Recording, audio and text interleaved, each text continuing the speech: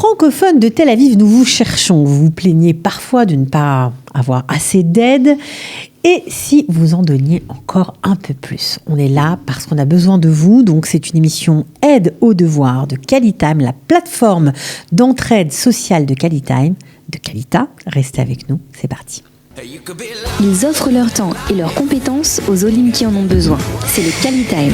Et oui, ma chère Ariella, j'interroge. Où sont les francophones de Tel Aviv ? On a besoin d'eux. Alors, est-ce qu'il y a des besoins précis, Ariella, en termes d'aide aux devoirs ? À Tel Aviv, oui. On a beaucoup de demandes à combler. On en avait déjà traité une bonne partie, mais il en manque encore 10 aujourd'hui. Alors, si par exemple vous êtes retraité, ou sinon, si vous êtes étudiant, vous avez du temps, si vous êtes, on va dire encore peut-être actif, mais pas comme vous l'étiez auparavant, vous avez encore un peu de temps, et bien donnez-le à ces jeunes francophones qui débarquent en Israël et qui ont besoin d'un petit coup de main. Ce petit coup de main, en plus, c'est facile, c'est pas pour des étudiants, on va dire en fin de programme, qui passent le bac, c'est pour des petits, donc tout le monde peut les aider. Nous, on se concentre sur le primaire et sur le collège, principalement. Donc le primaire, c'est facile, le primaire, tout le monde peut aider. C'est des petites classes. Parfois, c'est plus on va dire, non pas un professeur dont on a besoin, mais quelqu'un qui est là, qui encourage, qui essaye de guider dans la façon de faire les choses. En fait, c'est pas des lacunes à combler, c'est vraiment la compréhension d'énoncer en soi qu'on a besoin. C'est des personnes qui parlent l'hébreu, donc ça peut être aussi des personnes israéliennes qui peuvent aider. Donc, on ne s'adresse pas qu'aux francophones. Donc, peut-être que vous pouvez même embarquer vos voisins, vos amis israéliens, taper à leur porte et leur dire, on a un projet, venez avec nous, venez nous aider. Exactement. Et donc, du coup, c'est pour les mathématiques, l'hébreu et le Kodesh. Bon. Alors, on cherche. On en a des besoins précis, vous me l'avez dit. Oui. Combien de bénévoles en centre-ville de Tel Aviv ? C'est quoi centre-ville ? Quel quartier ? Franchement, on a un peu de tout. On a vers aussi Neve Tzedek. Neve Tzedek, Ramat Aviv, j'imagine, et centre-ville. Centre-ville. Alors, combien de bénévoles on a besoin ? Pas beaucoup. 10. 10 bénévoles, c'est pas beaucoup, c'est pas la fin du monde, c'est possible. C'est possible. Ouais. C'est réalisable si on fait beaucoup de bouche à oreille aussi, je pense. Ça peut marcher. Bon, alors, combien de bénévoles il y a dans d'autres villes ? Je sais qu'il y en a beaucoup, mais quel profil ils ont, ces gens qui viennent et qui aident les enfants à faire leurs devoirs ? C'est toutes sortes de profils ? Franchement, on a eu de tout. On a eu même des personnes retraitées comme des jeunes qui sont scolarisés, des étudiants.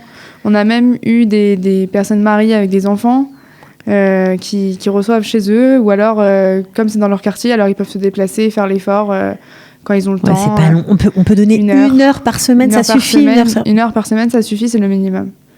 Bon, alors moi je vous dis, la semaine prochaine, vous êtes obligés. Voilà, Ariella, j'espère qu'ils auront répondu. Donc 5 bénévoles en centre-ville, 3 bénévoles sur Neve Tzedek, 2 bénévoles sur Ramat Aviv. C'est ça dont on a besoin. Exact. Bon, ok. Comment ça se passe à Hadera et à Beth Shemesh, par exemple ? Hadera et Beth Shemesh, alors c'est un peu moins compliqué parce qu'on a un peu moins de demandes, mais on en a quand même. Du coup, on cherche aussi encore activement des bénévoles pour l'aide aux devoirs. Ok. Un projet qui marche bien quand même, parce qu'il y a beaucoup de demandes. 5 et Beth Shemesh 5. Voilà, bon, alors j'espère que là aussi vous allez répondre présent. Alors, je sais que beaucoup de gens se sont inscrits dans la région de Ramat Gan à Tel Aviv et dans la région de Ra'anana. Est-ce que vous avez réussi à faire des matchings cette semaine ? Cette semaine, j'ai réussi à matcher toutes les demandes de Ra'anana et Ramat Gan. Alors, quand on dit matcher, ça veut dire quoi pour ceux qui nous écoutent ? Ça veut dire que j'ai trouvé les bénévoles adaptés aux demandes. Aux demandes d'aide aux devoirs. D'aide aux devoirs. Bon, c'est pas mal ça. Bravo. Je suis contente. Franchement, c'était dur, mais on a réussi petit à petit. Petit à petit à trouver les bonnes personnes aux bons endroits. Alors, je sais que le Qualitime est aussi présent en dehors de Jérusalem, dans les petits villages un peu éloigné même, je pense à Yakir, alors là-bas aussi ça fonctionne comme projet ? Pas encore, ça n'a pas encore pris. Ça n'a pas encore pris, ça veut dire qu'il y a des demandes, mais pour l'instant il n'y a pas de bénévoles pour les tenir. Ok. Beitar Elite, même chose ? La même chose. On cherche des bénévoles. Mais c'est moins important que Yakir. On avait déjà trouvé à Beitar Elite, mais il en manque encore.